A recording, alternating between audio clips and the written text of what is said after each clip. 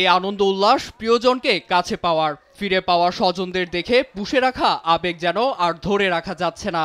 আলিঙ্গন করছেন একে অপরকে।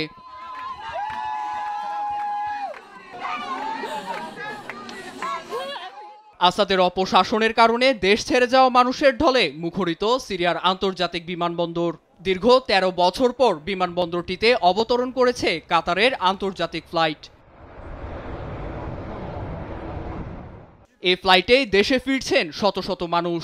এ সময় অনেককেই দেখা গেছে গায়ে দেশের পতাকা জড়াতে।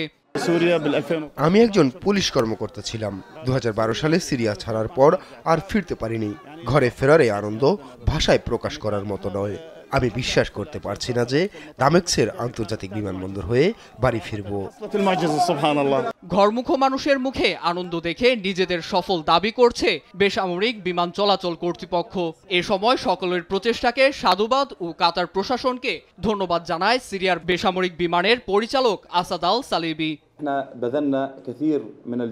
বিমানবন্দরটি পুনরায় সচল করতে সবাই অক্লান্ত পরিশ্রম করছে। কাতারের নিঃস্বার্থ অবদানকেও সাধুবাদ জানাচ্ছি আমি। সবার কষ্টের সুফল আজ সবার সামনে।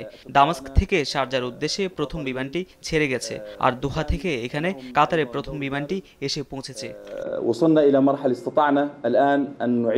সাধারণের এই আনন্দের মধ্যেই মাদক ও চোরাচালান রোধে সিরিয়াকে সর্বাত্মক সহায়তার প্রতিশ্রুতি দিয়েছেন জর্ডানের পররাষ্ট্রমন্ত্রী আইমান সাফাদি।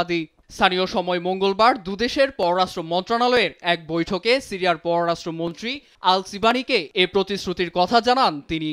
তবে এই আনন্দ ঘন মুহূর্তে সিরিয়ার অভ্যন্তরে কুর্দিশ বাহিনীর বিরুদ্ধে সামরিক অভিযান পরিচালনার হুমকি দিয়েছে তুর্কি প্রশাসন।